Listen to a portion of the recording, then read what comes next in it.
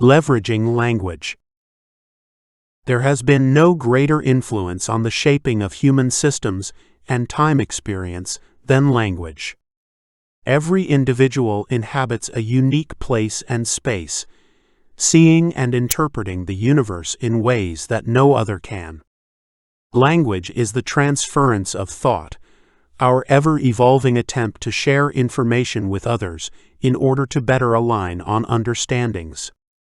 It is, and always has been, the foundation of progress in human societies. With that in mind, we explore the creation and adoption of new vocabulary and language, and its role in our progression toward individual actualization. All presently available languages are inherently limiting to the human experience. Each has evolved within the constraints of linear human time experience.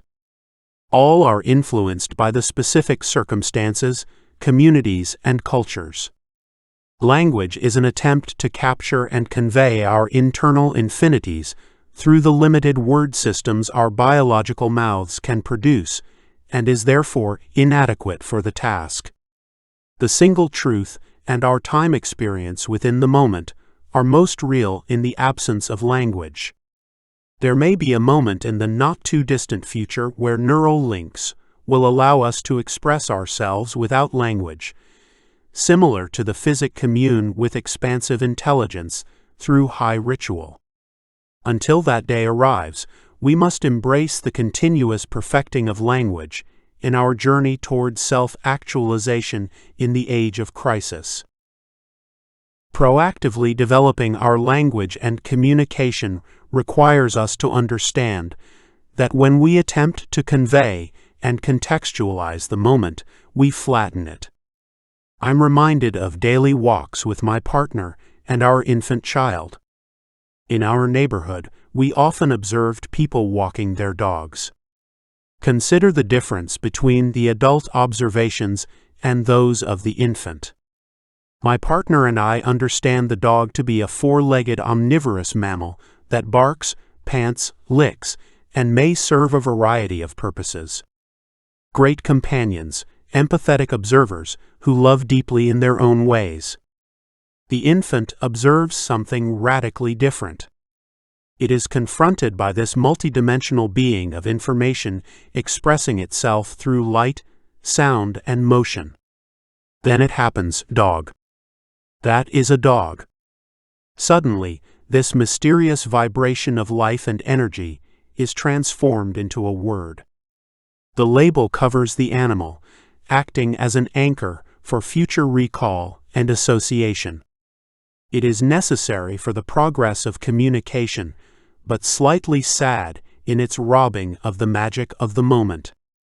By the time the child reaches age 5, they inhabit a much more rigid universe framed by the languages available to them through their birth lottery. Language, therefore, is the primary architect of the human experience. Reality, what is observable within the immediate present, becomes secondary. It is a necessary process to develop cooperative individuals, but doing so denies the child the knowledge that language is a biological technology for making the world what we want it to be. Biology has encoded humanity with a method of connecting the dots between sound and context. We innately understand common syllables across languages. Words are constructs, various linguistic technologies humanity developed over time.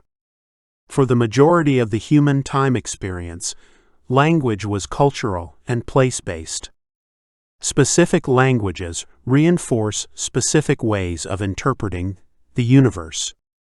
Language influences attention, memory, the perception of color, cooperative norms, technology, and so much more. When the individual communicates in a language, they inhabit a specific history. Consider the English language greeting of hello. How are you? Popular and common, it is an easy way to launch into conversation with friends and strangers alike. In Mandarin Chinese, a similarly popular greeting is to say, "Qi bao le ma." This loosely translates to English as, "Have you eaten?" or "Are you full?" China's history of struggling with famine influences expression. Beyond the words, we can observe that both the English and Chinese introductions express the same thing: concern for the well-being of another. To further illustrate this, we can point to another phrase.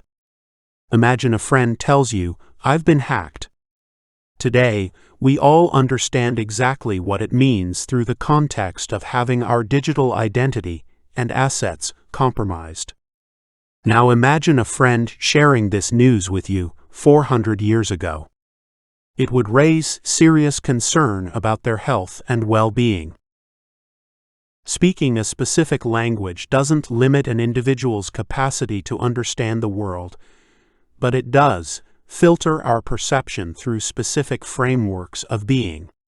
At the same time, the single truth ensures that languages continuously evolve.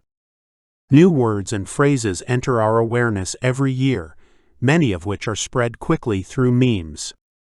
Our journey toward individual actualization embraces a more proactive approach to developing our language in alignment with our core values and knowledge of the universe. Our experimentation with language roots itself in English. Not because English is inherently better suited for aligning ourselves with the single truth than other languages, but because it has already established planetary dominance. English is the common language of commerce, but its true staying power resides in its establishment as the foundational language of coding. Everyone on Earth writes at least some code in English, and to change that would be an immense and relatively pointless endeavor.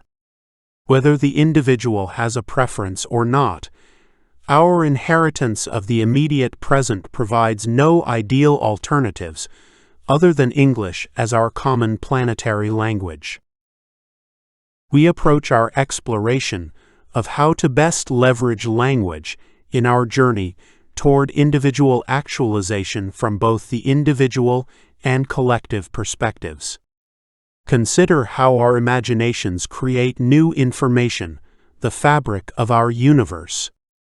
It is an incredible source of power and a method of expressing equity, restraint, and relation. The individual who possesses high awareness of the immediate present is able to speak language unburdened by the past, which is why we must be proactive in selecting what we do and do not explore with our words. We exercise restraint in the language we select for ourselves and others, because we understand it to be creation. Our individual choice to embrace the single truth is as much a responsibility as it is a means of self-actualization in the age of crisis. Be mindful that your introspection remains productive. Do not reinforce what you seek to abandon. Individual actualization is a process of embracing new systems of meaning and value in alignment with the single truth and the relational universe. Our core value of relation reminds us that individual divinity is equally shared among all others. Therefore, we practice restraint in the direction of our focus and energy. Practicing the core values that align us with the single truth includes a mindful and meaningful approach to communication with others. Do not exaggerate, mislead, or seek to better yourself through the belittlement of others. As Don Miguel Ruiz wrote, "Be impeccable with your word. Speak plainly and directly, but with intent and compassion. Be mindful not to carry burdens from past moments into the immediate present. Be wary of applying your perception to the whole. Exercise awareness to recognize inconsistency and courage to redirect focus and energy, both for ourselves and others. Through small rituals that strengthen our core values, we develop a higher awareness of the relationship between our powers of creation and language, inhabiting a deep empathy when engaging with the other. This reciprocity creates a frictionless spirit of communication that betters both individual and collective. We may also decide to proactively introduce new words into English from other languages. Language is no longer bound to geographic boundaries, and all of us possess the ability to connect sound to context. We could easily port existing words that express different contexts and emotions from other languages into English, and the collective will continue to meme new words into existence. Our continuous expanding of and experimenting with English transforms us. Perhaps in the not-too-distant future, we will rename the language Earth Common, so as to remove its connection from any single historical reference. Language belongs to all of us, and until we develop the ability to communicate telepathically, it is our best tool for conveying infinity.